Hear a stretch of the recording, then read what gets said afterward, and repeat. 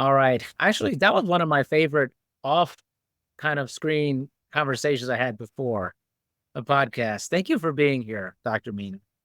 Oh, thank you for having me. I've been looking forward to chatting with you and your audience. Thank you so much. We were talking a little bit off camera before about skincare and that it's not just for women, as you were saying. But before we get into that, just would love to get for the audience to have a little background on your work in this industry. Yeah, so I'm Dr. Mina. I'm a board certified dermatologist and I practice in Atlanta, Georgia. And most of what I see right now in my clinical practice is mostly procedural dermatology. So I treat a lot of skin cancers with something called Mohs surgery. And I also joke that I'm Dr. Pimple Popper of the ATL because I remove a lot of cysts and lipomas and things like that. And then I also do cosmetic things as well, especially with a more surgical slant. And what I really love, though, that I've done since med school is I love to teach, I love to educate. And what I found now that I'm in middle age and in my mid 40s is that things change. Our body, and you can maybe fake it when you're younger, but once you hit like your late 30s, your 40s, like it's hard to fake it. You start to see the cracks showing up if you're not taking care of your body and your health. And I realized people were coming to me with a lot of questions. And I thought, I need to be able to reach more people than what I can see in my short insurance-based clinical practice. And so I started a podcast called The Skin Reel just to give people dermatologic information from a real skin expert without having to leave your home, leave your car, pay a copay. And so this has been a lot of fun. And I get to meet great people like you who are also podcast hosts and hopefully just sharing some good information about how to take care of our skin and our skin health, and that it's more than just like slapping on topicals and actives and doing cosmetic procedures. I would say that so many people do follow that pathway, the topicals and things of that nature. In your work, what are the biggest questions you get on a regular basis? Let's start with that about skincare. Gosh, I think it probably depends on what age bracket is asking me. I feel like a lot of my girlfriends are asking me about their skin losing volume. They feel like their face is starting to fall. They're getting what's called we call skin laxity or some maybe jowling along their lower face, maybe some acne, their skin's drying out. So seeing more signs of perimenopause and menopause. My older patients who have maybe had more sun damage, they're asking me questions like, how do I prevent skin cancer? Because maybe they've had one. And really, this isn't even just the older patients, right? I'm seeing people in their 20s and 30s with skin cancer, but they want to know, how do I prevent skin cancer? And then I get a lot of these people want me to myth bust. Oh, I saw this on TikTok. Does that really work?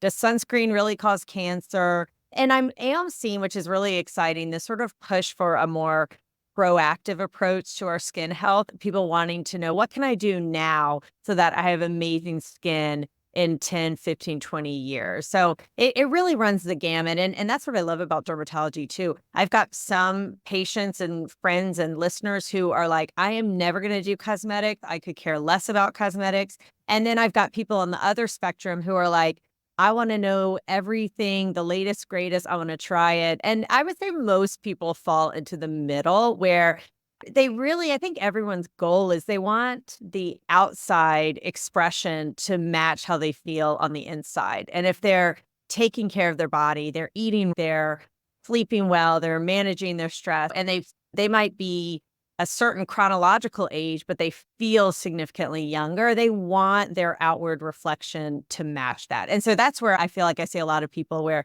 it's not that they even really care how old they are, but if they feel a certain age on the inside or they feel more youthful and vibrant, they want the outside to match that. That's awesome. And you mentioned something about taking care of yourself, which is a big part of my industry, especially exercise. Talk about the importance or what are the kind of the mechanics? What happens when you exercise well, you eat well, you sleep appropriately? How does that affect your skin health? Yeah. So I think a lot of times people think of our skin as this afterthought, but really our skin is connected with all our other organ systems that really all of our organ systems are connected, right? We sometimes think of them as piecemeal, like I'm doing this for my heart, this for my brain, but really it's all interconnected. And we're now discovering the connection between the gut, brain, skin axis, and all of this. Exercise, or I guess I should start off by saying your skin reflects what's going on internally. So if you are not taking care of your body, if you're not sleeping, right? Like everyone here has probably pulled an all-nighter, right? Do you look your best the next morning? No.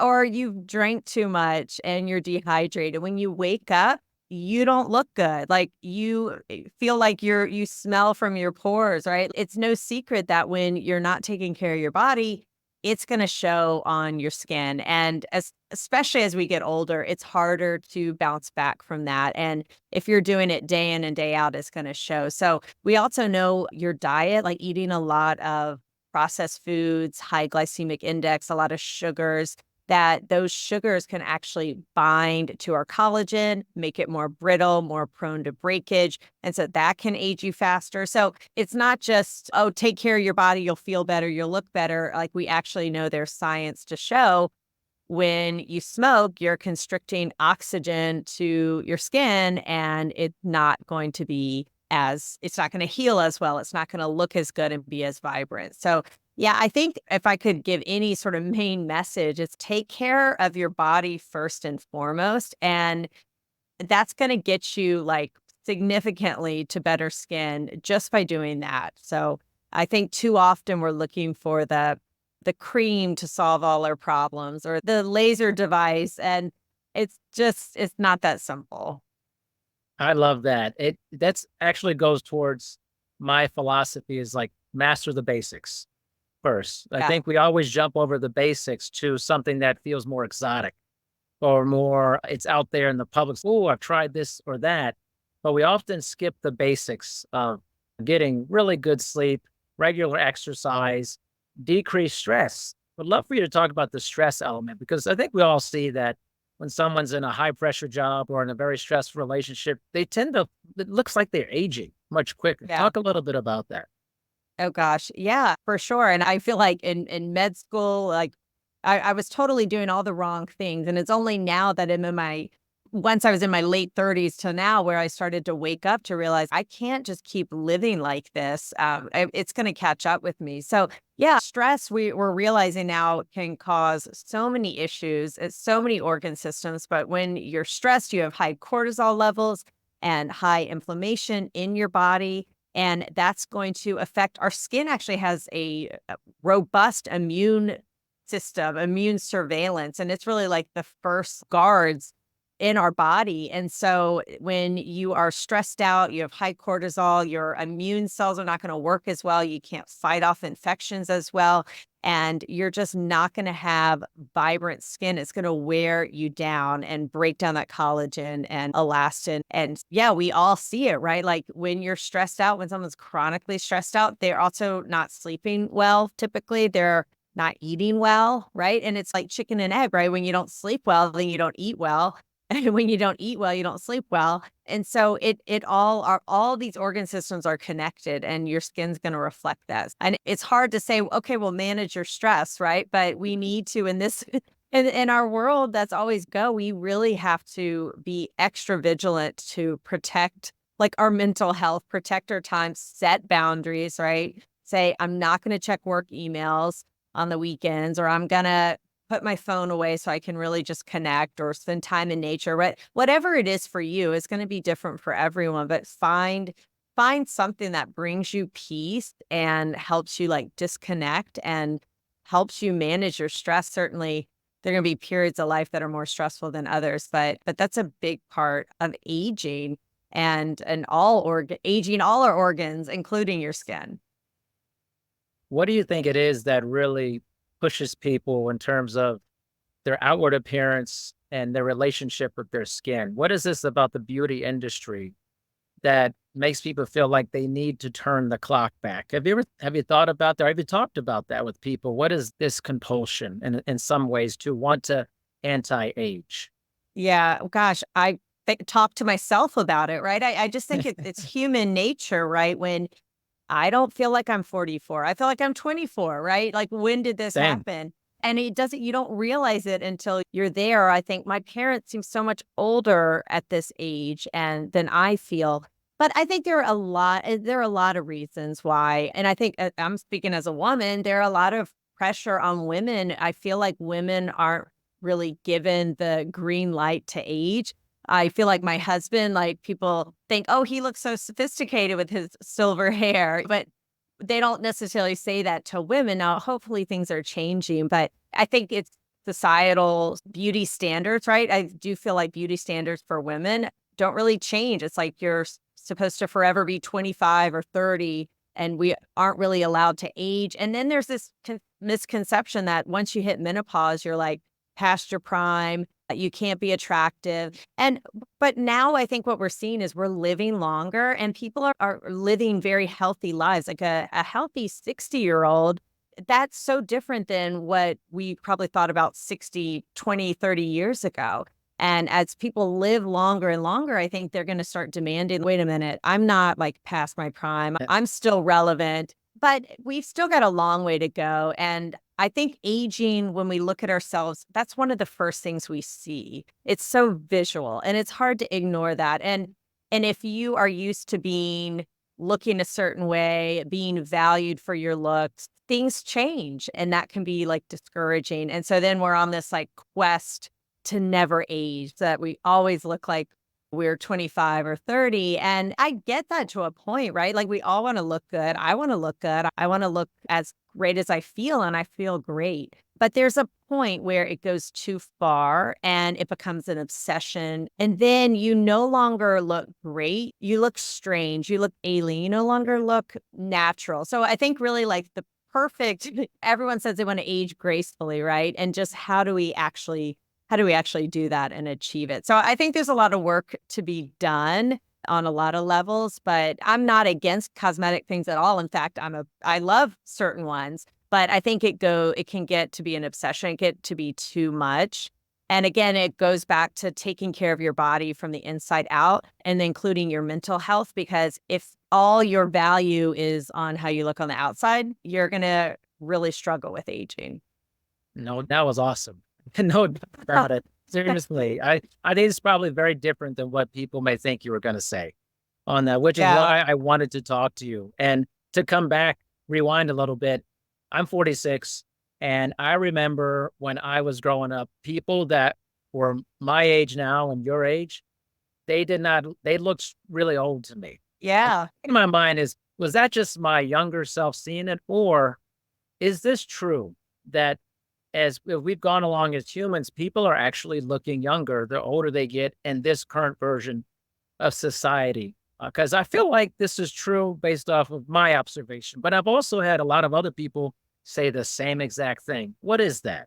I feel the same way too. I look at pictures of college yearbooks or something in the 50s. They look like they were 80. What Like, is that though? I don't get it. but I think it's a little bit of both. And again, as like people are living longer, we're wanting to be more healthy. And we know we have Yeah. all this hopefully this runway, right? And we want to really just take care of our bodies. Now, on the converse, right? I feel like there's also this population where never been more unhealthy. But I do feel like people like you who are out there, the listeners who are hearing this, like, they want to be healthy. They want to live a very full life and be active, and no matter what age. So I think it's a little bit of both.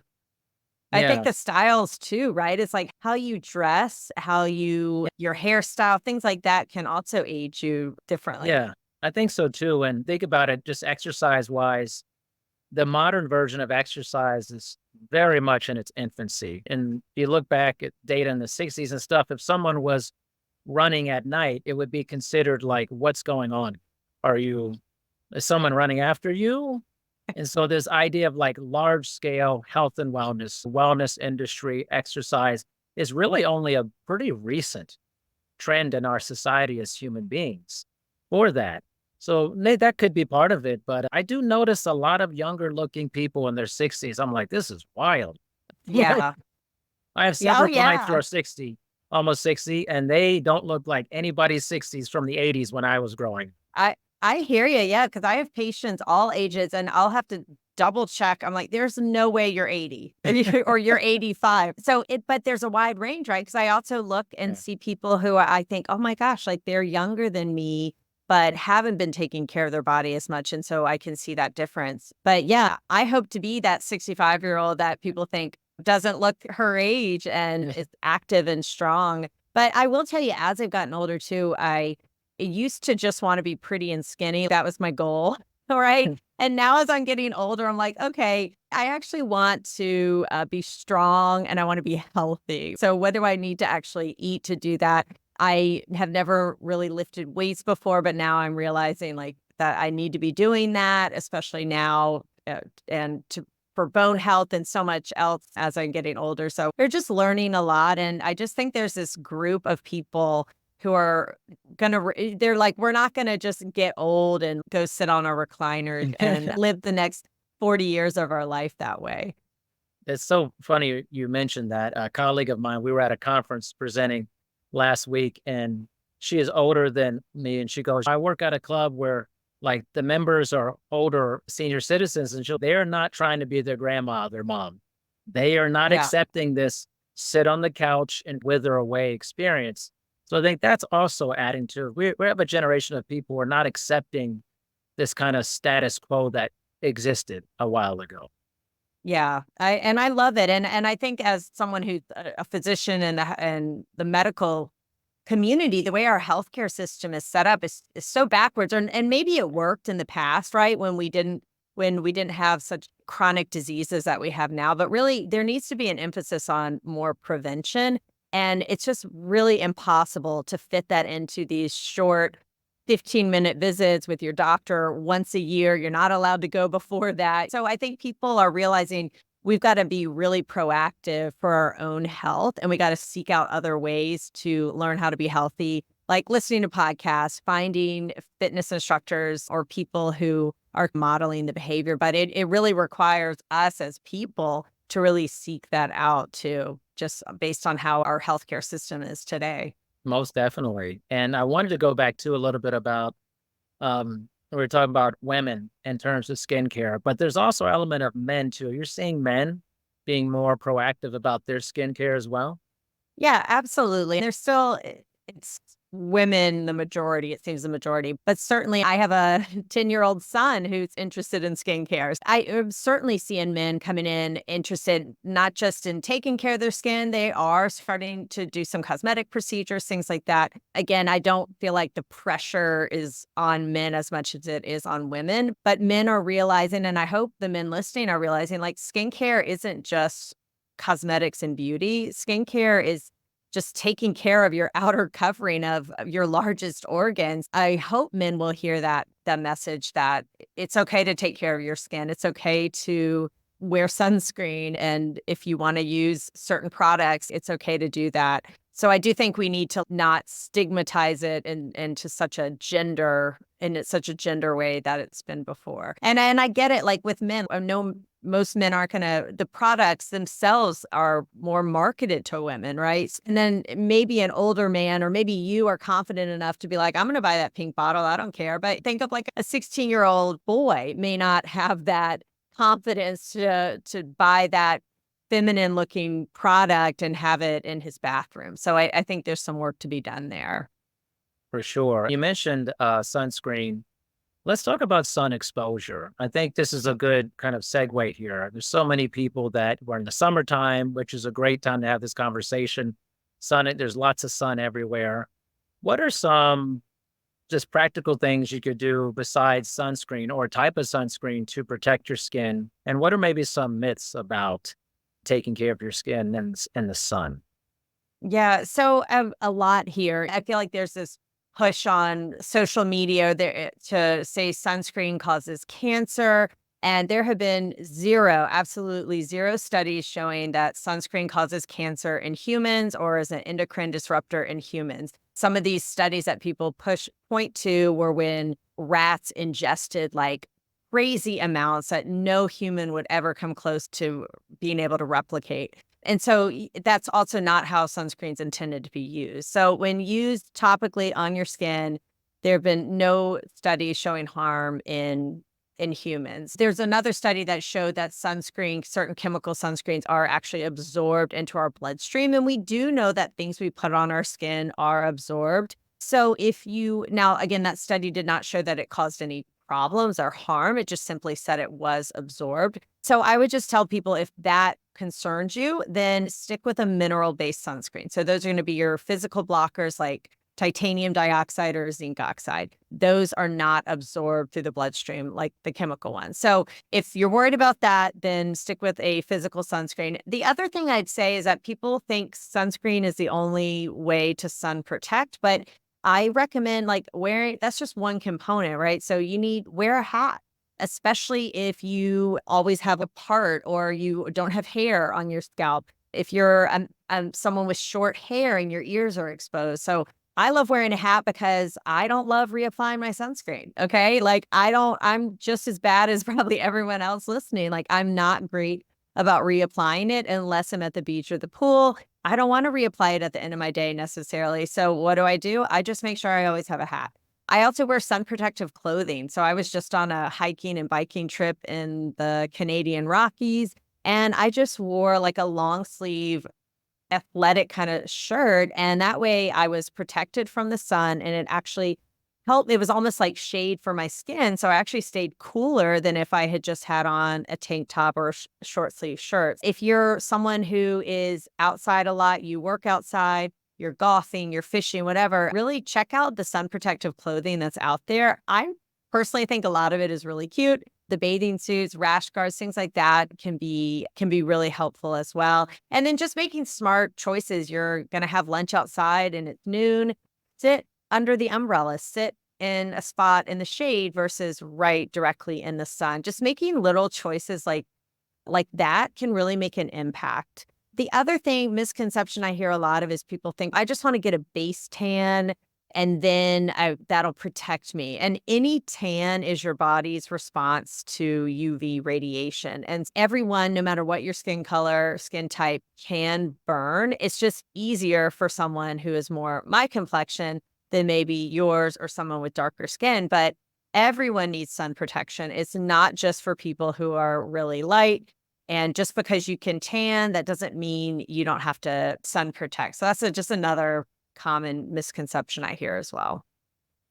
It's interesting. What is this push behind sunscreen causing cancer online? I never heard of this, honestly. Uh, oh, really? Gosh, good for you. I'm not on I, TikTok and all that stuff, so I don't I don't see it. I don't get it. And unfortunately, like certain big name celebrities are saying it. And it's Really? just giving a lot of just misinformation, fear, or the companies say, don't buy this sunscreen, buy ours. And I just wish, it really breaks my heart because every day I'm treating skin cancer and I see some are just small little ones, but I see big and aggressive ones. I see ones that have spread to lymph nodes or require radiation or other treatments. I think sometimes we think of skin cancers as, oh, they're just like nothing. You don't have to worry about it. But there's some that really are problems. And we're seeing a rise in aggressive squamous cell carcinomas and melanomas, and also things like Merkel cell carcinomas, which is what Jimmy Buffett died from.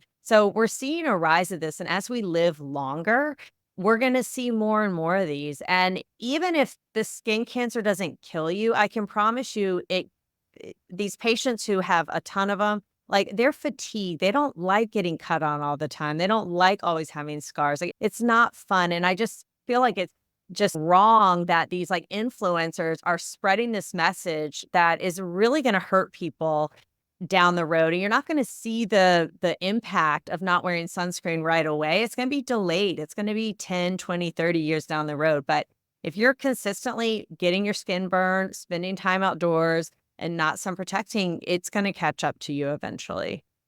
Most definitely. I think one of the key parts is that people are living longer and Right. they're healthier. This is going to, the diseases of aging.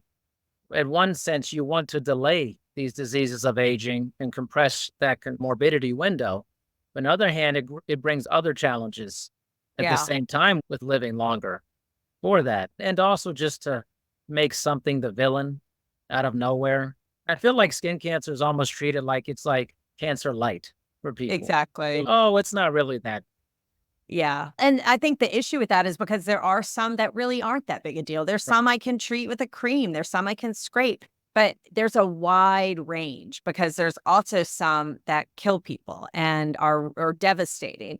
And it's tricky to convince people of the dangers of skin cancer when they see people who just seem like it's nothing, no big deal, no problem. But I would say, come spend a day with me and you'll see. And it really breaks my heart when my older patients will say, we didn't know, we didn't know. And now it's really hard. They'll say, what can I do now? And it's really hard to undo. It's really, I don't want to say impossible, but it's really hard to undo decades of sun damage once they've started to develop. So yeah, if I just any message I could give to someone listening now, it's you don't want to be coming to my office all the time having skin cancers removed. And the other thing is, if you're interested in staying as youthful looking as possible, then start sun protecting now because that's like the biggest hack for staying young looking. I don't do a ton of cosmetic stuff and I really credit a lot of it to, yeah, some Botox, but staying out of the sun. And because I am very vigilant about that, or at least being smart in the sun, right? Like I have children, I go outside. I'm not like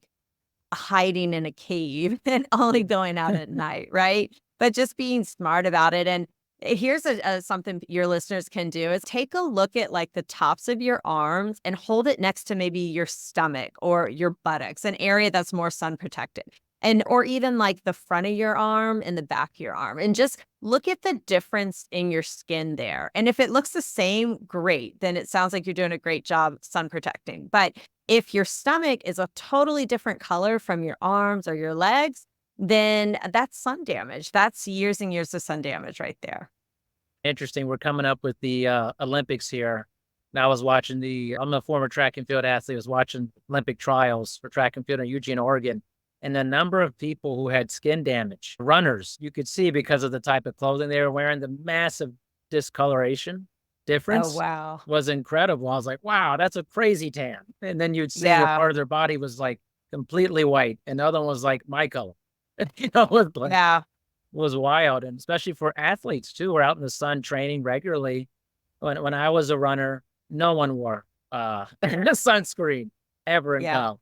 And I think, but that message also was never given to us either. And when you're 18 years old, 22, you just think you're invincible. You think Yeah. nothing's ever going to happen to you. And so I think like messaging towards younger people too is really important. But I want to make sure because of time here, you mentioned cosmetics. This Mhm. part I think we should jump into because I think we're going to get a lot of feedback about that too. What about cosmetics? So what are some in general, what are some maybe safe cosmetic procedures, things or creams, the things that actually are good that are the pros outweigh the cons or it's a push? Yeah, there's so much out there that sometimes it's hard for me to even keep up. And I'll have my friends like, what do you think of this? And all that. I would say the first step is to just get a good basic skincare routine at home. It does not have to be complicated or expensive. It does need to include sunscreen. You guessed it, wearing that every day. I'm also a big fan of vitamin C serum in the morning. And then I use a vitamin A cream known as a retinoid in the evening. And that's like my routine. That's what I do and a gentle cleanser. You don't need to be exfoliating. You don't need to be doing all these extra things unless you want to. But I would say think about what issue you're trying to correct. So someone was asking me about their skincare routine, they were on all these acne products, and I was like, "Well, do you have acne?" And she's no, but she had just heard, "Oh, this is good, this is good." But if you don't need it, don't use it. You don't have to be using all these different peptides and all these different products that people are going to give you. If you like having fun with products and you want to try them, sure, give them a try if you want, but don't think that's going to really make a huge impact. But I will say, like sunscreen and vitamin A, the retinoid, retinol, those are great products, and vitamin C, and you can find them very affordably. And then I would say, what bothers you, right? Botox and botulinum toxins, the generic, but that's, I would say, like an entry point for a lot of people. It treats the scowl lines in between your eyes, which just universally make people look angry or feel tired. And so a lot of times people they're tired of someone saying, "Why are you upset?" or "Why are you so angry?" A lot of times that softens it up, it brightens your skin, and it's not permanent. So if you try it and you don't like it, it will wear off in a couple months. So I feel like that's a great one to dip your toe in, especially in that area if you have those strong muscles that make it look like you're scowling all the time. That can be really helpful. I'm a big fan of just having an even complexion. So if you've got some splotchiness to your skin, some discoloration, just evening that out can make such a difference. That can be done with, depending on the issue, chemical peels, with resurfacing lasers, lasers that target blood vessels. So I always find a lot of times people come to see me, I'll say, let's just like even out your complexion first and foremost, because that makes such a difference. And fillers and all that, I feel like I'm going more farther away from fillers. I just feel like they can give a sort of stiff look. Certainly good in certain areas, but something that I'm really loving now are things like biostimulants, and those boost your own collagen. And so it gives a really natural result. And again, it's one of those things, if you can start it just a little bit in even your 30s or your late 30s, your early 40s, then it can stave off some of the changes that we see down the road. So those are things like Sculptra and stuff like that. But I would just caution anyone who is told this device, this procedure, it's going to give you results overnight. If it sounds too good to be true, it probably is. There's a lot of stuff we can do, but just make sure it's treating what bothers you, right? Just because your friend got it doesn't mean it's the right thing for you.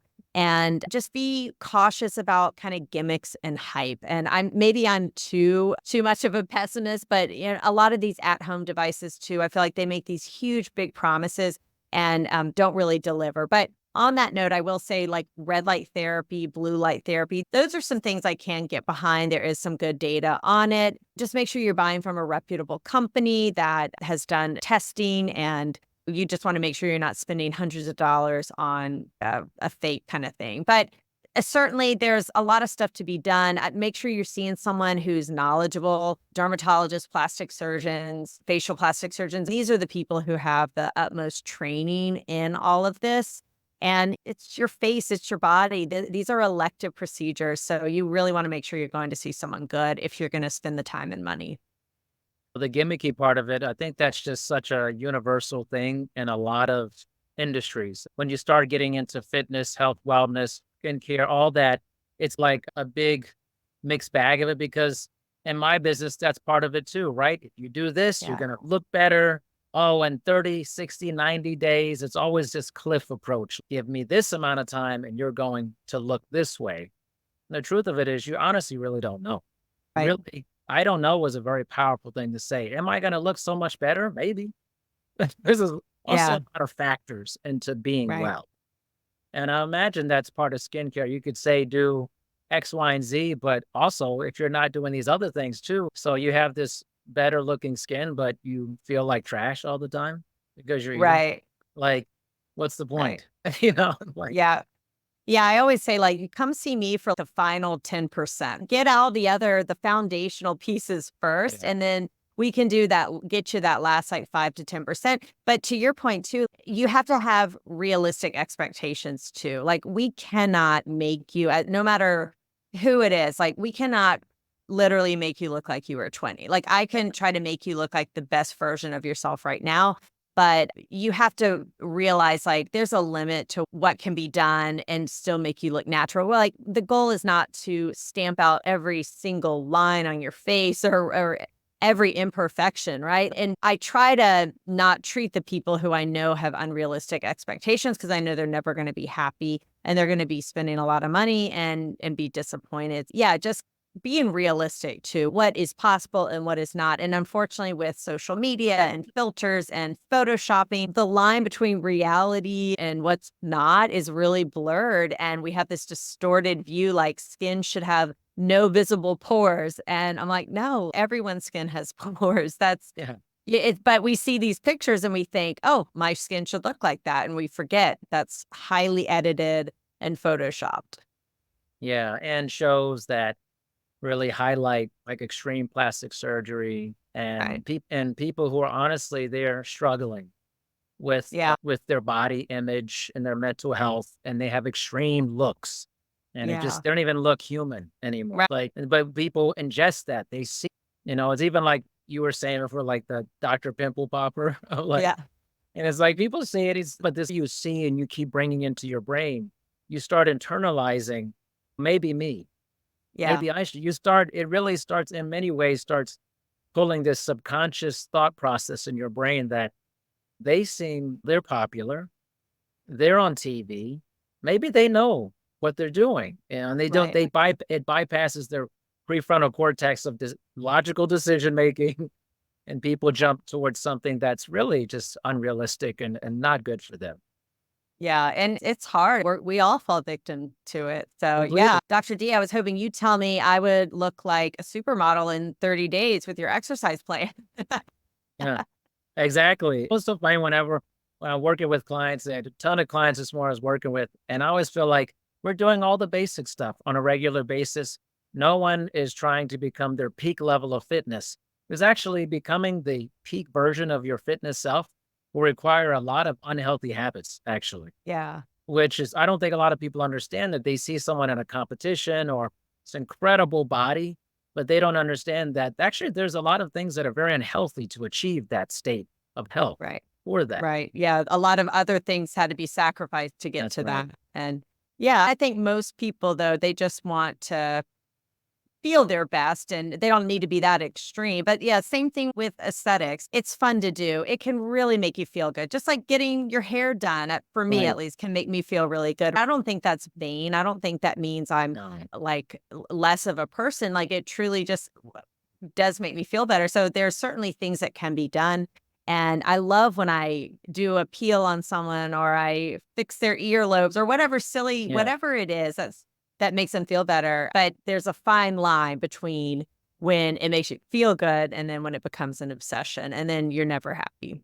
Yeah. And I get my hair colored blonde here just because I think it's fun. I like Yeah. doing it. It feels pretty natural, but I don't want to look like a cat. Like I want to change my eyes, look great. It gets all of a sudden you start morphing into something else. It's like having discretion, I think, Yeah. can be very difficult in our current society, especially if you're not around people who are giving you good advice and saying, let's think about this first. Like that, Right. you're who's guiding you in these decisions. And often not a lot of people are guiding other people in a way that's positive for them. They're just glued in front of a screen and seeing people who literally have no clue who they are. They would never know that you existed, but they're making decisions based off of this idea that they know this person or that they want to be like them. It's actually scary. It totally, and I think also how it's great how our world is so connected now, but and information is so readily available, but we also allow really anyone and everyone to have a megaphone to broadcast whatever their agenda. And I also will tell people like, what is their angle, right? A lot of these people, they're trying to sell you something. Like they have an agenda they're trying to get you to persuade you or move you towards. So you just try to be we just have to be really savvy Yeah. consumers nowadays of things that we buy and do and information we believe that just because it's out there, just because it's on Chat GPT or in the news doesn't necessarily mean it's true. Oh, I always look at it in my industry, we only became a formalized modern version of the fitness, professional fitness folks in the 90s. Before then, it was just all body, just big dudes, meaty guys. Before it became the current version, which is just honestly more normal looking people getting into fitness professionally. So we're in our infancy. And so is social media. The World Wide Web came in 1990 with Tim Berners-Lee. 1990. You and I remember that time. I remember it. We I remember that, wasn't. right? We remember I not do. having it. We literally remember not. Yeah. Think about Yeah. down the line, there's going to be people who that is a distant memory. Yeah. And so we're operating in a time that there's a lot of trial and error. We're in the trial and error period to me. There's going to be a lot of mistakes. And I think the further we go along, hopefully we have better safeguards for all Right. these things. And because the further you get into something, hopefully you learn more lessons and we gain more wisdom about what Mhm. we're doing. And I think the same thing is with skincare and beauty is we've seen this massive explosion, especially in my lifetime of plastic surgery, cosmetic enhancement. And honestly, it looks really crazy a lot of the time, Well, you know? I feel like the best so I'll tell my patients is I don't want anyone to know you had anything done. I just want Yeah, someone to say you look good. And no, right. you don't want to look done. Like at least most people don't. They just want someone to say, "Wow, that shirt really makes your eyes pop," and they don't realize, "Oh yeah, I also had a little Botox there." So Yeah, yeah, I agree. It's we'll see the it's like the Wild West right that's now, right. and we'll just have to see what happens. And yeah, my kids are growing up in an interesting time. So Yeah, most definitely. I would think of the comedian Bill Burr. I think he was at Red Rocks in Colorado not that long ago, and he was talking about plastic surgery. And he was like, "Do you want to just look like a 51-year-old pleasant person or a 28-year-old lizard?" It's that big of a difference when it's done. When people are just going off for it. And I just think we're in a transition period. yeah, People are trying to figure this out, and we're no longer seeking information. We're sifting through information. yeah, That's the big yeah, difference. In the when you and I were coming up, where there wasn't really a lot of information, it was like yeah. dial up, was like, "Oh, how long is it gonna take to find this thing, this Go to website, the library?" Like, you had to give effort to find yeah. encyclopedia. I'm doing microfiche and stuff. I'm Oh doing my all this stuff. gosh.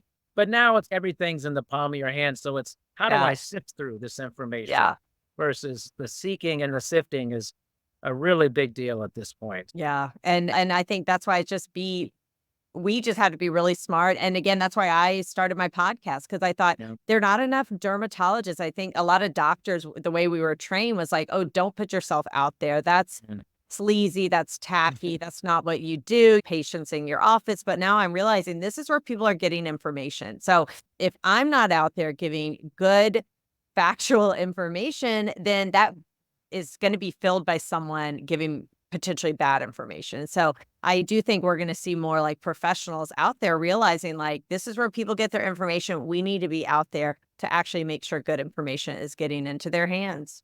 that is amazing, and I think you are doing such the right thing, Dr. Me. And I've been a big proponent of this as professionals in fields like yours, mine. We need to have our voice put out there. Podcasts are an excellent way Yeah. for people to actually, and then people get to learn about you, Dr. Mina. They get to hear you speaking and they get to see that they're like, oh, this magical somewhere that she is in Atlanta and you'll never have access to, but then they hear you, they see you, that you humanize yourself to a larger population. So thank you for doing that. I think it's an awesome thing you're doing. It's also really fun. So Oh, yeah, you get to meet new people, which is great. absolutely. Absolutely. Well, Yeah. please tell everyone about this podcast and other ways that they can connect with you. Yeah. So if you're interested in learning about your skin and skin health and things that affect your skin, check out my podcast. It's called The Skin Real. And in today's day and age, I have to spell out real, REAL, like real information. And I'm on all social media platforms at Dr. Mina Skin. And if you're wondering how to create healthy habits for yourself, you can check out a guide that I have at theskinreal.com/guide. Awesome. Thank you so much, Dr. Mina. I appreciate your time. Yeah, this was a lot of fun. Thanks so much.